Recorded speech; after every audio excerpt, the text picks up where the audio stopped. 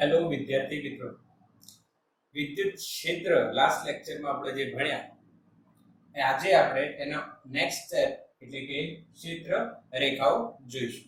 Okay, તો ક્ષેત્ર રેખાઓ જે કન્સેપ્ટ છે એક બહુ જ સરસ કન્સેપ્ટ આપવામાં આવ્યો છે. તો જે કન્સેપ્ટ છે શું કહેવા માંગે છે, તો આપણે એક વસ્તુ જાણીએ છીએ કે ભાઈ અહીંયા ધન વિદ્યુતભાર આપણે મૂક્યો અને અહીંયા આપણે પરીક્ષણ વિદ્યુતભાર મૂક્યો. લાસ્ટ લેક્ચરમાં વાત કરી. તો આ પરીક્ષણ વિદ્યુતભાર બી ધન છે અને આ બી ધન છે.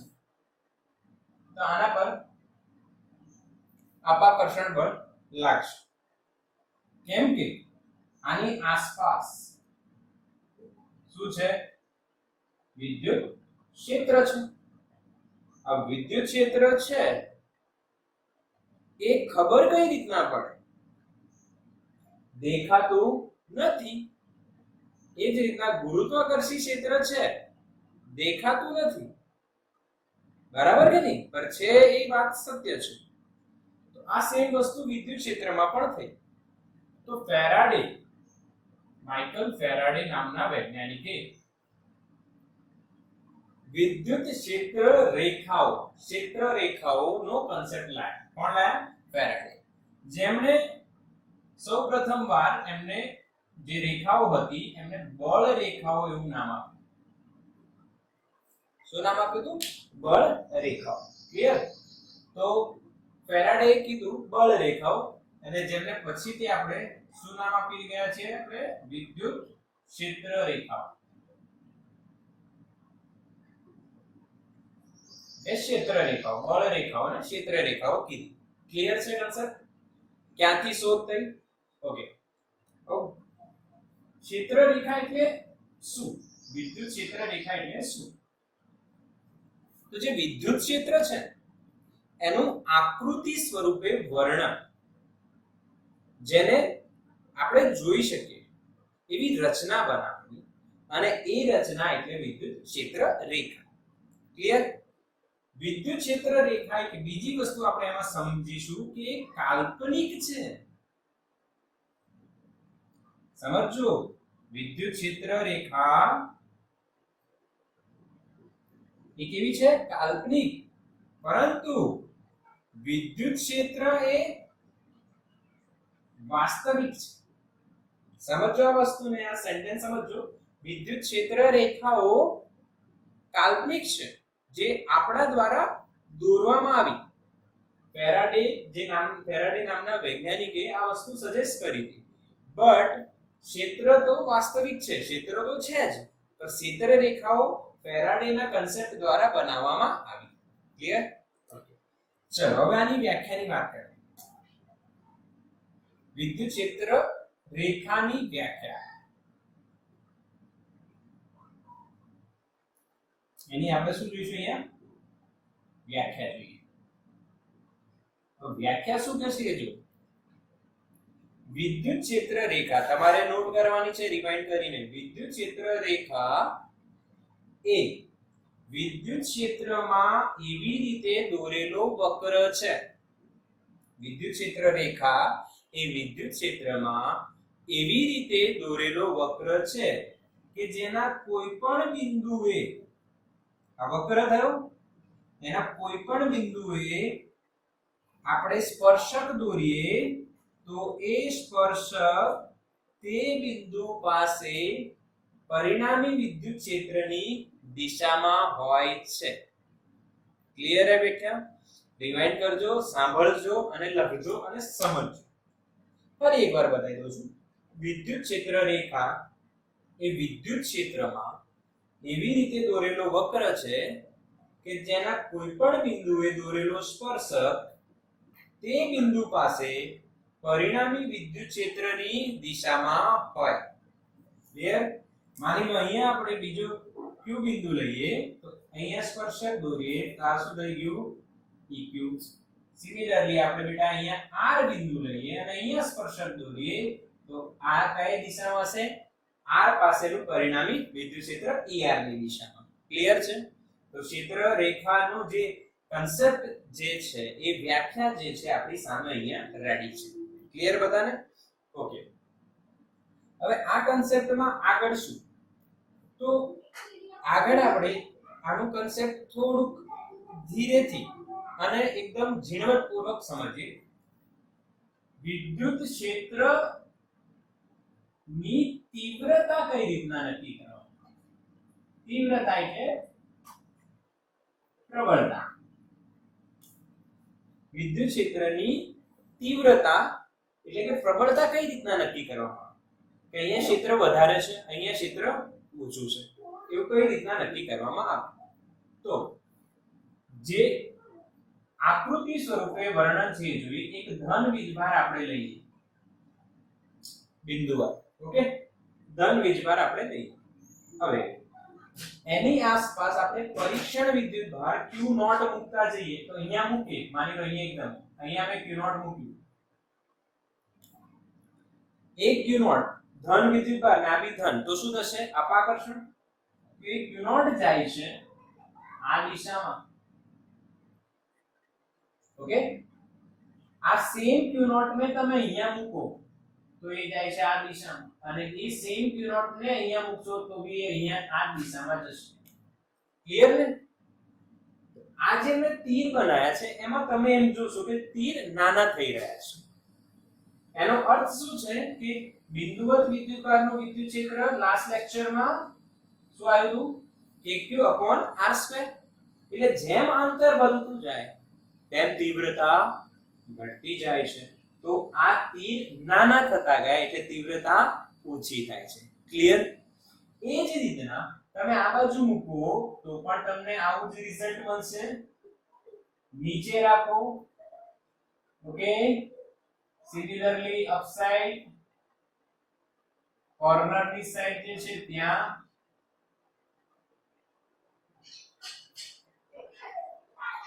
એટલે આ રીતના આપણને વિદ્યુત ક્ષેત્ર રેખાઓનો એક ખ્યાલ ફેરાડે નામના વૈજ્ઞાનિક દ્વારા આપણને મળે છે, માઇકલ ફેરાડે. તો આ રીતનું કન્સેપ્ટ આવે. અચ્છા, ક્લિયર આ વસ્તુ? હવે વિદ્યુત ક્ષેત્રની પ્રબળતા કઈ રીતના નક્કી કરવાની? તો એ બી એક સિમ્પલ વે છે નક્કી કરવાનું. તો આપણે શું કરવાનું છે કે જ્યાં ક્ષેત્ર રેખાઓની ગીચતા વધારે,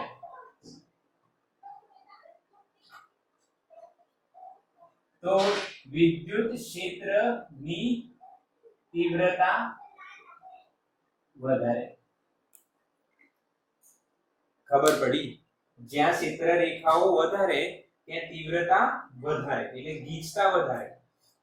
આ કન્સેપ્ટ શું કહે છે કે ક્ષેત્રને દર્શાવવા માટે આપણે જે ક્ષેત્ર રેખાઓનો ઉપયોગ કર્યો છે એ ની ગીચતા વધારે તો તીવ્રતા વધે છે. હવે હું તમને આ કન્સેપ્ટ આ જ આકૃતિમાં સમજાવું છું. ઓકે, આપણે એક પૃષ્ઠ લઈએ. શું લઈએ? પૃષ્ઠ. તો એ પૃષ્ઠ મેં અહીંયા મૂકું છું. માની લો કયો બિંદુ છે? P બિંદુ. અહીંયા P બિંદુ છે. P બિંદુ પાસે મેં મૂક્યું. ઓકે, તો આમાંથી કેટલી ક્ષેત્ર રેખાઓ પસાર થઈ છે? 1, 2 અને 3. આ સેમ પૃષ્ઠને હું અહીંથી ઉઠાઈને અહીંયા મૂકું છું બેટા. સેમ ક્ષેત્રફળ વાળું પૃષ્ઠ. હવે જો આમાંથી કેટલી પસાર થઈ રહી છે? 1. P પાસે અહીંયા આપણે આને R કહીએ, આ P બિંદુ અને આ બિંદુ. તો P પાસે જે ક્ષેત્રફળ છે પૃષ્ઠ જે છે એમાંથી 3 ક્ષેત્ર રેખાઓ પસાર થઈ, અને જે R છે એની પાસે એક જ ક્ષેત્ર રેખા. તો આપણે એમ કહી શકીએ P પાસે વિદ્યુત ક્ષેત્ર એ R પાસે વિદ્યુત ક્ષેત્ર કરતા ગ્રેટર છે. Clear concept? તો વિદ્યુત ક્ષેત્રની પ્રબળતા નક્કી કરવી એટલે શું? Simple logic. ક્ષેત્ર રેખાઓની ગીચતા વધારે તો તીવ્રતા વધારે, ક્ષેત્ર રેખાઓની ગીચતા ઓછી તો તીવ્રતા ઓછી. ડન? તો આનું તમે સ્ક્રીનશોટ લઈ લો.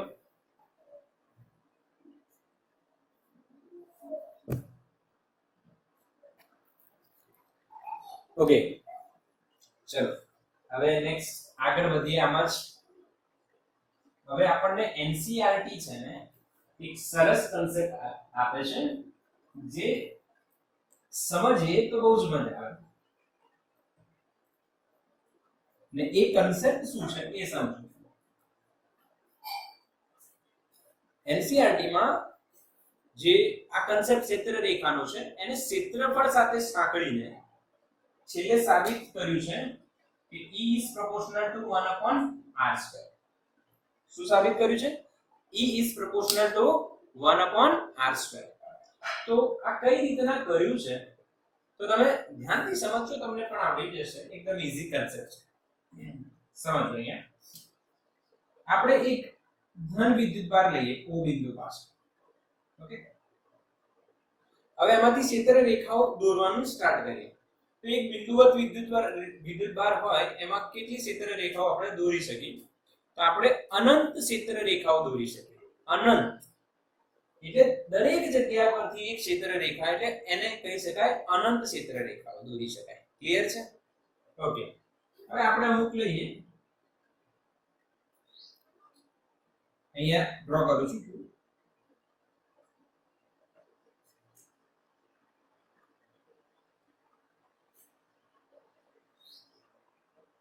સરળતા ખાતર આપણે 4 જ ક્ષેત્ર રેખાઓ લઈએ છીએ.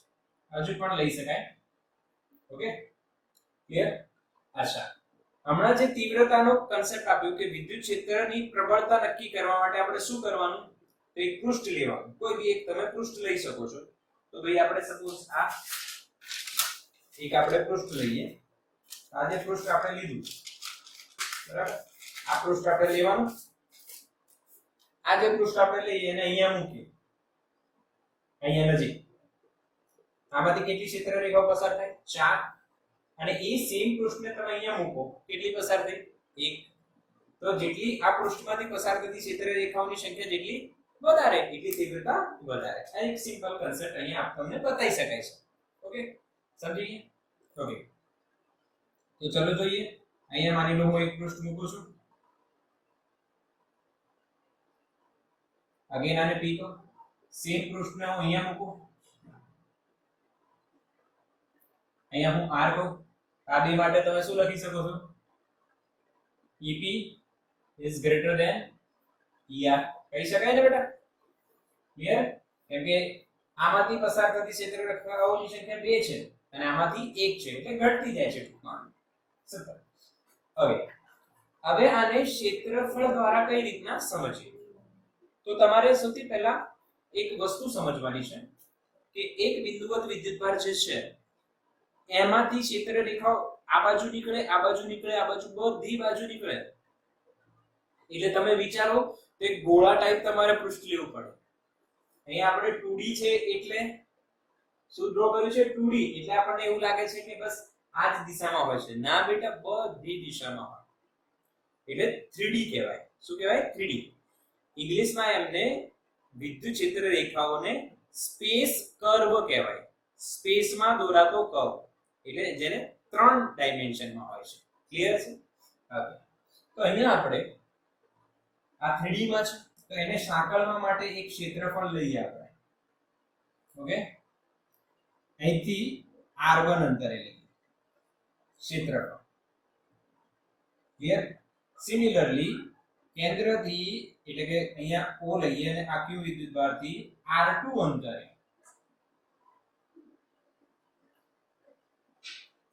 એ 4 ક્ષેત્ર રેખાઓને સાંકળવા માટે અહીંયા ક્ષેત્રફળ લઈએ.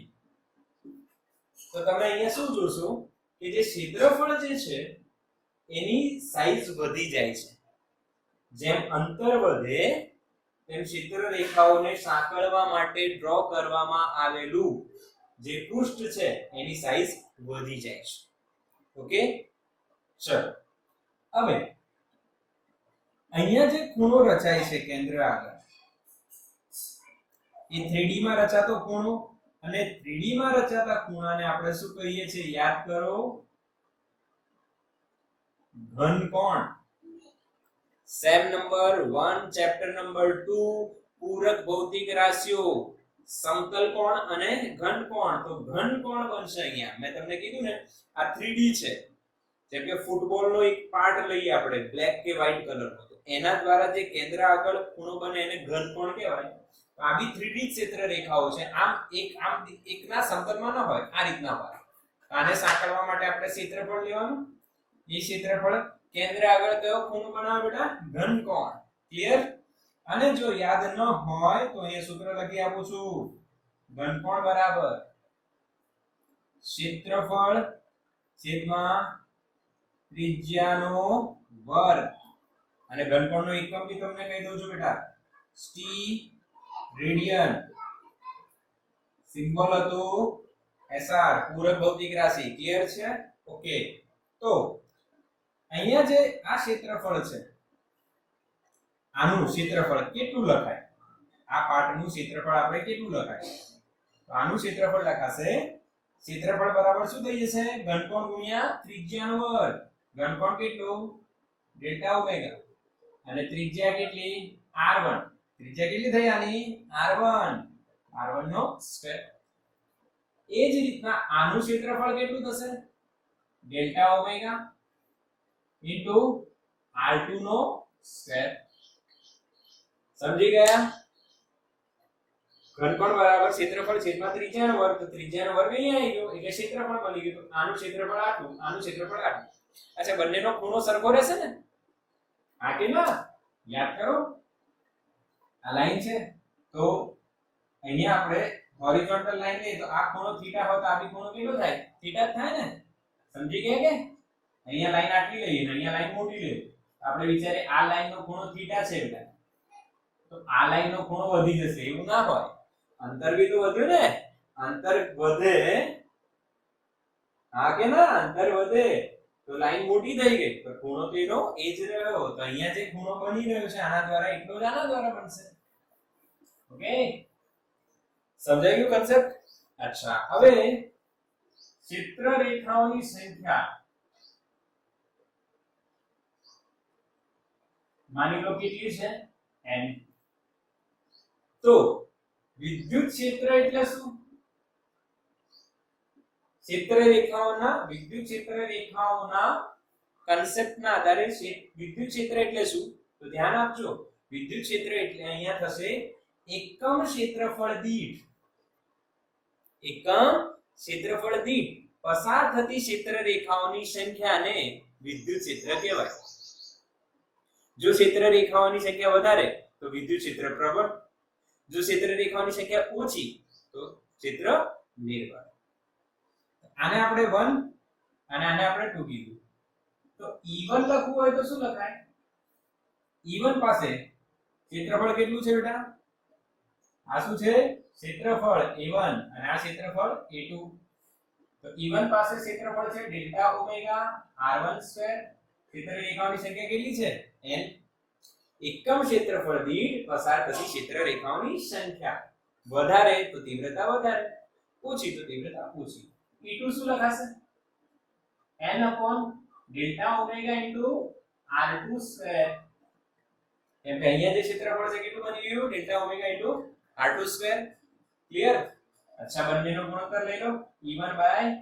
E2 તો શું જવાબ આવશે જો n delta omega r1 square n upon delta omega r2 square આ cut is equal to r2 square upon r1 square E1 ઉપર છે r1 square નીચે છે E2 નીચે છે r2 square ઉપર છે તો E is proportional to શું લખાય 1 upon r square આવી ગયું જેમ અંતર વધે તેમ ક્ષેત્ર રેખાઓની સંખ્યા ઘટે અને વિદ્યુત ક્ષેત્રની તીવ્રતા પણ શું થશે ઘટશે 1 upon r square આને કહેવાય કયો નિયમ વ્યસ્ત વર્ગનો નિયમ કયો નિયમ કહેવાય બેટા વ્યસ્ત વર્ગનો નિયમ સ્ક્રીનશોટ લઈ લો કમ્પ્લીટલી બરાબર સ્ક્રીનશોટ લઈ લેજો આનું અને જે કન્સેપ્ટ મેં સમજાવ્યો બેટા એ તમે બરાબર સમજજો કેમ કે આ લેન્ધી અને સમજવું થોડું ડિફિકલ્ટ થાય એનસીઈઆરટી માં જે લેંગ્વેજ પ્રમાણે મસ્ત જ આપેલું છે જોરદાર આપેલું છે પણ આ જે મેં સમજાવ્યું એ જ તમને લખાણમાં આપેલું છે પર આ મેં અહીંયા તમને વિઝ્યુઅલાઇઝ કરાવ્યું ક્લિયર છે ઓકે ચલો આગળ જઈએ હવે ક્ષેત્ર રેખાઓની આપણે લાક્ષણિકતાઓ જોઈશું ઓકે ફેરાડે નામના વૈજ્ઞાનિકે આપણને વિઝ્યુઅલાઇઝ તો કરાવી દીધું, હવે એની લાક્ષણિકતાઓ છે. તો વિદ્યુત ક્ષેત્ર રેખાઓની લાક્ષણિકતાઓ.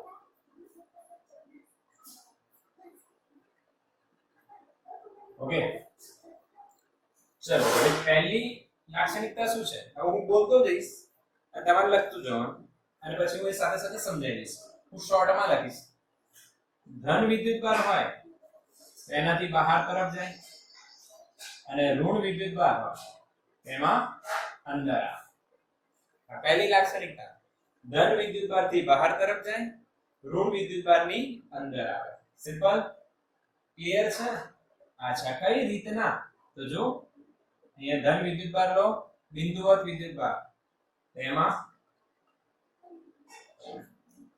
2D માં કે 3D માં? 3D માં બહાર થઈ છે, ગોળો બને અહીંયા. ઓકે, માઈનસ હોય તો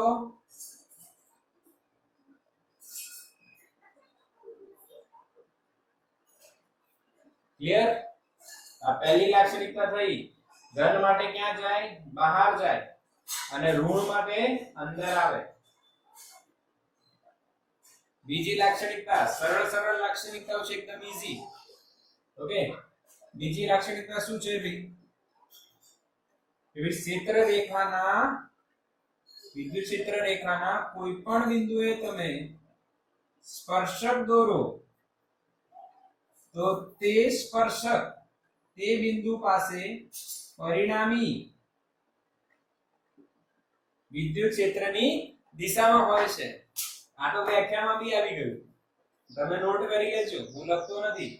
તમે શું કરી લેજો, અને સાંભળીને નોટ કરી લેજો ભાઈ, પરિણામી વિદ્યુત ક્ષેત્રની દિશામાં હોય છે.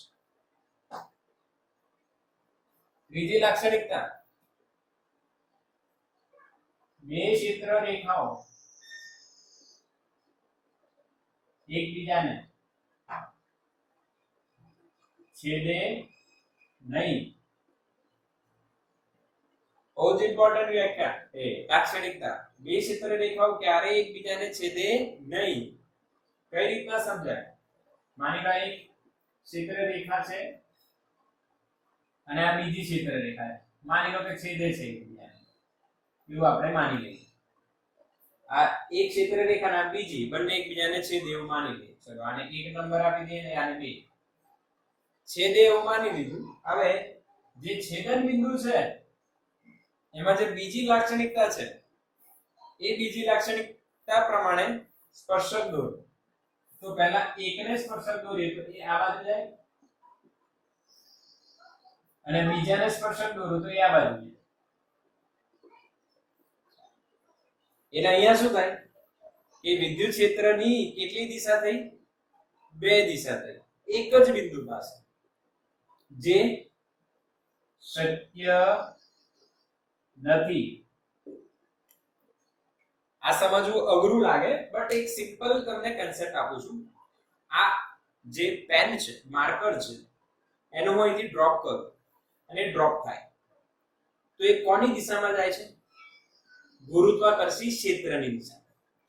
જો આની જગ્યાએ આપણે ગુરુત્વાકર્ષી ક્ષેત્ર રેખાઓ માનીએ તો જો એકબીજાને છેદતી હોય, આ પેન જે છેદન બિંદુ પાસે આવે ત્યારે કાં તો આમ જાય કાં તો આમ જાય, પણ એવું થાય નહીં. એક જ દિશામાં, યુનિડાયરેક્શનલ ક્ષેત્ર રેખાઓ એક જ દિશામાં. પરિણામી ક્ષેત્ર, પરિણામી વિદ્યુત ક્ષેત્ર હંમેશા કેટલી દિશામાં હોય? એક જ દિશામાં. આપણે ફાઇન્ડ કર્યું છે ને સપાચોની રીતથી, બે ક્ષેત્ર હોય તેનું પરિણામી એક જ દિશામાં. ડન?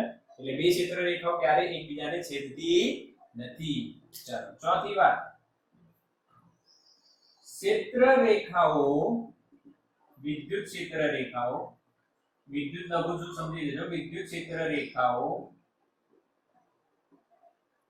બંધ ગાળા રચતી નથી. શું નથી રચતી? બંધ ગાળા રચતી નથી. એનો અર્થ શું? કે આ પ્લસ છે અને આ માઈનસ છે, તો પ્લસ માંથી બહાર નીકળે, માઈનસ માં અંદર જાય. પ્લસ માંથી બહાર નીકળે અને માઈનસ માં અંદર આવે. એટલે પ્લસ પરથી ખાલી તમે શું થઈ શકો એક્ઝિટ અને અહીંયાથી એન્ટ્રી છે અથવા ઇન થઈ શકો અહીંયા ઇન થઈ શકો અને અહીંયા ખાલી ક્ષેત્ર રેખાઓ આઉટ થાય હવે જે બિંદુ પાસે ખાલી આઉટ જવાય ઇન ન આવાય તો ત્યાં બંધ ગાળો બનવાની શક્યતા રહે જ નહીં ઓકે ક્લિયર એટલે આ બંધ ગાળા રચતી નથી તો કઈ ક્ષેત્ર રેખાઓ તો તમને એક 5મા ચેપ્ટરમાં આવશે આગળ ચુંબકીય ક્ષેત્ર રેખાઓ ચુંબકીય ક્ષેત્ર રેખાઓ બંધ ગાળા રચે છે એ તે સમય સમજીશું અત્યારે વિદ્યુત ક્ષેત્ર રેખાઓ બંધ ગાળા રચતી નથી કેમ કે આ જે છે આમાંથી ખાલી તમે બહાર નીકળી શકો હવે જ્યારે આમાં ફરીને અંદર જ ના આવી શકાય કે આમાંથી બહાર નીકળી જ ન શકાય તો બંધ ગાળો રચાય નહીં ફોર એક્ઝામ્પલ આ દરવાજો લો બે દરવાજા છે આમાંથી તમે અહીંયા ગયા બરાબર પછી આમાંથી નીકળીને આમાં આવી શકો તો બંધ ગાળો થાય અહીંયા તો આવું પોસિબલ જ નથી પ્લસમાં અંદર આવે જ નહીં બહાર જાય છે એટલે બંધ ગાળા રચાય નહીં ક્લિયર કન્સેપ્ટ આનું તમે સ્ક્રીનશોટ લઈ લો બેટા ફટાફટ ઓકે ચલો થઈ ગયું હવે 5મા નંબરની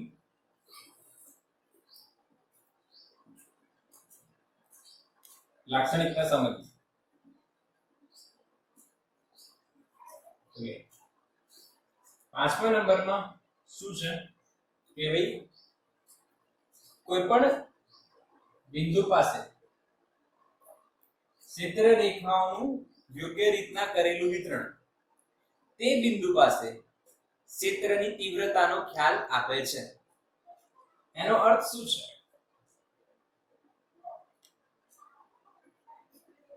આપણે આવી રીતના ડ્રો કરીએ ઓકે ક્ષેત્ર રેખાઓ છે માની લો આ બાજુ જોઈ લઈશ અહીંયા હું એક પૃષ્ઠ લઉં અને સિમિલર પૃષ્ઠ હું અહીંયા લઉં તો આ પૃષ્ઠ પાસે માની લો આ 1 નંબર ગઈ ને 2 નંબર ગઈ તો અહીંયા જે વિતરણ છે એ વિતરણમાં ગીચતા છે અને અહીંયા જે વિતરણ થયેલું છે એ છૂટું છે ઓકે તો અહીંયા જે વિતરણ છે એ ગીચ છે એટલે તીવ્રતા વિદ્યુત ક્ષેત્રની તીવ્રતા વધારે છે અહીંયા ગીચ નથી તો અહીંયા તીવ્રતા કેવી છે ઓછી છે એટલે 5મી લાક્ષણિકતા શું કહે છે ગીચતા વધારે તો તીવ્રતા વધારે ગીચતા ઓછી તો તીવ્રતા ઓછી એટલે વિદ્યુત ક્ષેત્ર રેખાઓનું કોઈ પણ વિસ્તારમાં યોગ્ય રીતે કરેલું વિતરણ તે વિસ્તારમાં વિદ્યુત ક્ષેત્રની તીવ્રતાનો ખ્યાલ આપે છે ક્લિયર એટલે સિમ્પલ ગીચતા વધારે તો આ રીતનું આપણે એને સમજી શકીએ છીએ ઓકે આમાં જે વસ્તુ તમે બીજી પણ સમજી શકો છો સમાન વિદ્યુત ક્ષેત્ર જો સમાન વિદ્યુત ક્ષેત્ર હોય કેવું હોય સમાન વિદ્યુત ક્ષેત્ર એની ક્ષેત્ર રેખાઓ કેવી હોય એકબીજાને સમાંતર હોય અને એકબીજાથી સમાન અંતરે પણ હોય સમાન અંતરે અને એકબીજાને સમાંતર હોય તો આવા વિદ્યુત ક્ષેત્રને સમાન વિદ્યુત ક્ષેત્ર અથવા એક સરસ નામ આપવું હોય તો નિયમિત વિદ્યુત ક્ષેત્ર કયું વિદ્યુત ક્ષેત્ર કહેવાય નિયમિત વિદ્યુત ક્ષેત્ર તો આ 5મી લાક્ષણિકતા ખબર પડી ગઈ હવે 6ઠી લાક્ષણિકતા ક્ષેત્ર રેખાઓ વિદ્યુત ક્ષેત્ર રેખાઓ લંબાઈની દિશામાં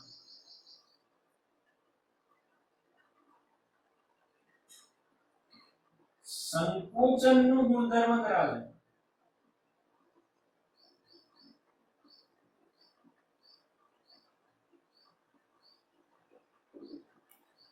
વિદ્યુત ક્ષેત્ર રેખાઓ લંબાઈની દિશામાં સંકોચનનું ગુણધર્મ ધરાવે છે એનો અર્થ શું સમજો ધ્યાન આપજો અહીંયા એક મેં પ્લસ વિદ્યુત બહાર લીધો અહીંયા મેં માઈનસ વિદ્યુત બહાર લીધો આના પરથી ક્ષેત્ર રેખા બહાર જશે અને આના પર ક્ષેત્ર રેખા અંદર આવશે. ક્લિયર? અચ્છા, જો આપણે આને મુક્ત કરી દઈએ તેમની વચ્ચે કયો બળ લાગશે? આકર્ષણ. ઓકે, હજુ ક્ષેત્ર રેખાઓ તમારે બતાવી હોય તો આમ અહીંયાથી બીજી આ રીતના હજુ અહીંયાથી બહાર નીકળતી આમ તમે બતાવી શકો છો ઘણી બધી બેટા.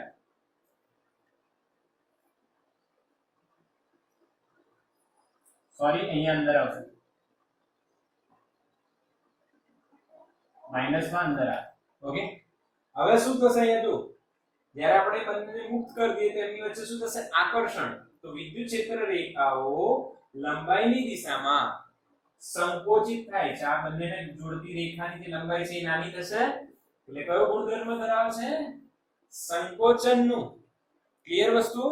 ઓકે, સ્ક્રીનશોટ લઈ લો. એ બાજુમાં આના જેવી જ બતાવી સાતમી. ઓકે, ચલો તો હવે આપણે અહીંયા સાતમી જે લાક્ષણિકતા છે આના જેવી જ છે, સેમ ટુ સેમ. આ જે લાક્ષણિકતાઓ ચાલી રહી છે બેટા એમાં તમારું નીટ જેઈ ના જે બી ડિટેલ કન્સેપ્ટ છે એ બી કવર થઈ જશે. સાતમી લાક્ષણિકતા જો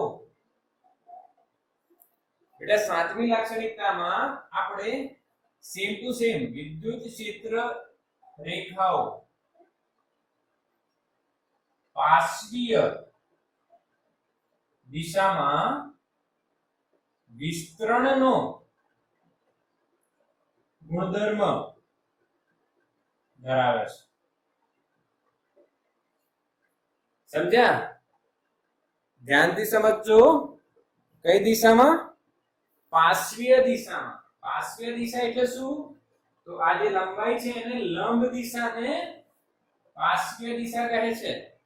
okay, same number 2 chapter number 9 પાર્શ્વીય વિકૃતિ. તો આ પાર્શ્વીય દિશા એટલે લંબાઈને લંબ. તો ફોર એક્ઝામ્પલ અહીંયા હું પ્લસ લઉં અને અહીંયા હું બંને પ્લસ વિદ્યુત પર આપણે લઈએ તો શું થાય? પ્લસ થી બહાર જાય. અહીંયા બી પ્લસ થી બહાર જઈ રહી છે. અહીંયા જે ક્ષેત્ર રેખા છે આમ વળી જાય.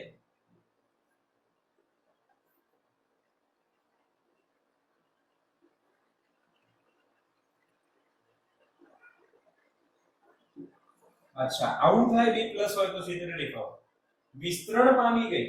અહીંયા સંકોચન થઈ રહ્યું છે, અહીંયા શું થઈ ગઈ? વિસ્તરણ પામી ગઈ. કેમ કે અહીંયા શું થાય છે? અપાકર્ષણ. અને આ શું સમજાવે છે? આકર્ષણ. ક્લિયર? અહીંયા શું સમજાશે? અપાકર્ષણ.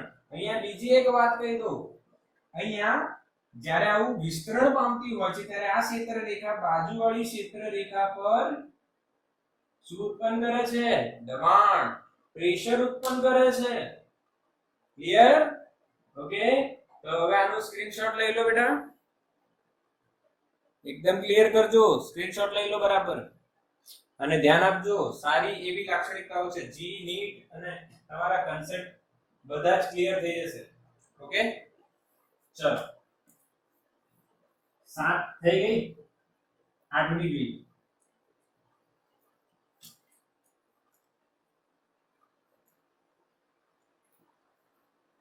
8 અને 9 નીટ અને જેઈ ના એક એક માં એક સિમ્પલ લાઈન ના એમસીક્યુ માટે છે. બહુ જ સરસ છે.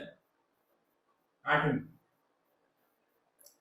તો 8મી લાક્ષણિકતા એ શું કહેશે આપણને કે વિદ્યુત ક્ષેત્ર રેખાઓ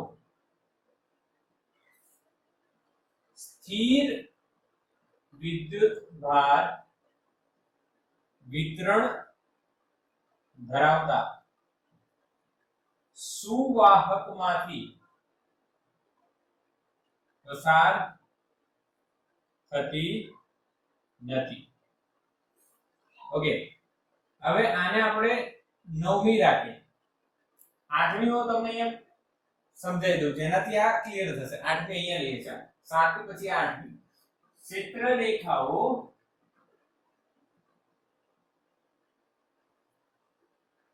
સળંગ વક્ર હોય છે.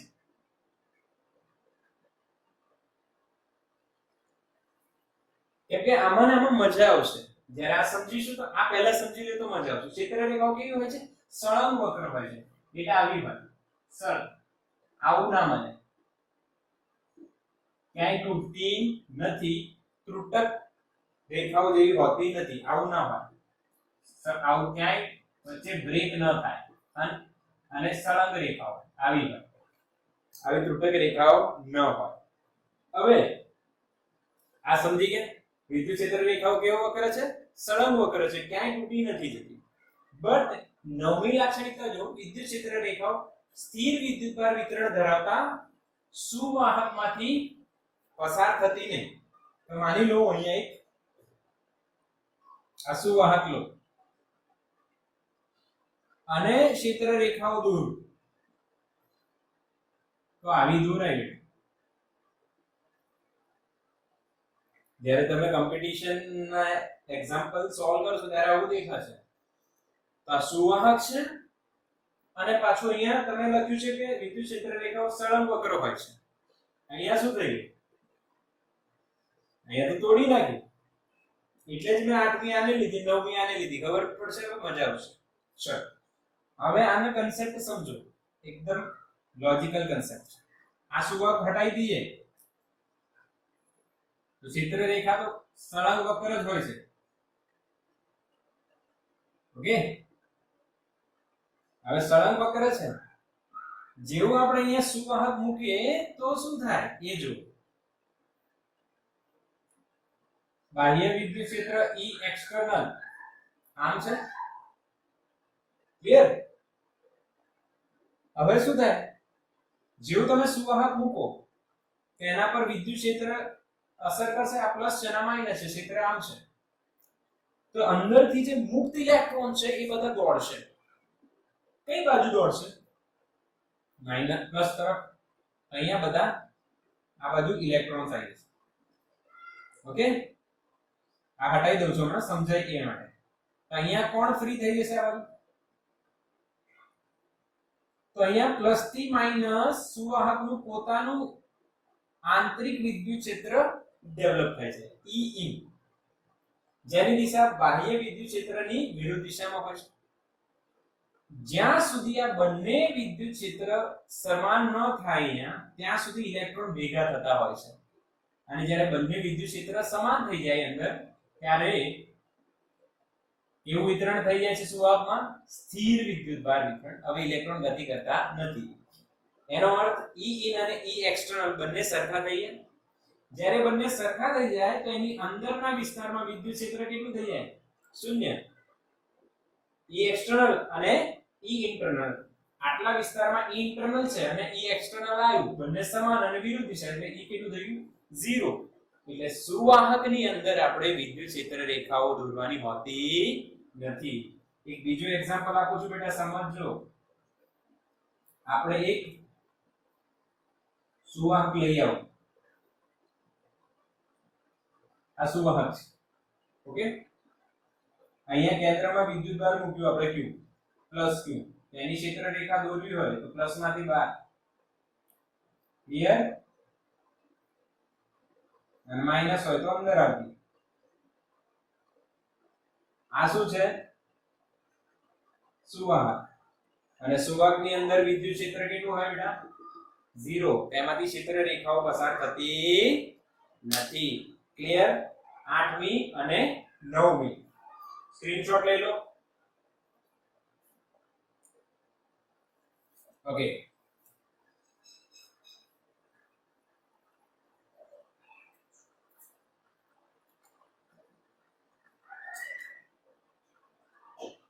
ચલો હવે 10મી એક જોઈએ.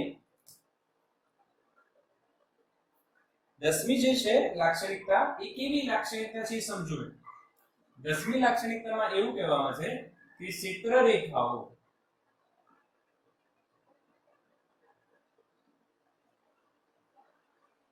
વિદ્યુત ભારિત પદાર્થની સપાટીને હંમેશા લંબ જ હોય. આ બી આપણે આગળ સમજીશું, પણ અત્યારે તમને ઇન્ફોર્મેશન આપી દઉં. અને આવી રીતનું હોય. આ બાજુ પ્લસ હોય અને અહીંયા માઈનસ હોય, અહીંયાથી ક્ષેત્ર રેખા બહાર નીકળશે, આમ સીધી નહીં, અહીંયા સપાટીને લંબ, સપાટીને હંમેશા શું હોય લંબ. આગળ વળીશું આપણે બેટા. અત્યારે મેં તમને બતાવી દીધું, અહીંયા સપાટીને હંમેશા કેવી હોય લંબ, જેમ એ જ રીતના અહીંયાથી આવતી હોય લંબ જ હોય, માઈનસ માં અંદર આવે પણ સપાટીને શું હશે લંબ.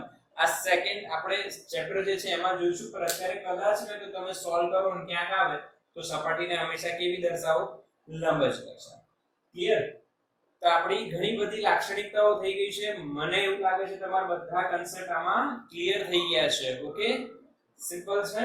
અચ્છા, એક આને લગતું આજે જે ભણ્યા એને લગતું એક ક્વેશ્ચન તમને આપું છું. ઓલરેડી અંદર બધા ક્વેશ્ચન ઇન્વોલ્વ છે જ. આ એક ક્વેશ્ચન હજુ તમને સમજાવું છું. અહીંયા q1 વિદ્યુતભાર છે, અહીંયા q2 વિદ્યુતભાર છે, આ પ્લસ છે ના માઈનસ, તો પ્લસ માંથી બહાર જઈને માઈનસ ની અંદર જશે.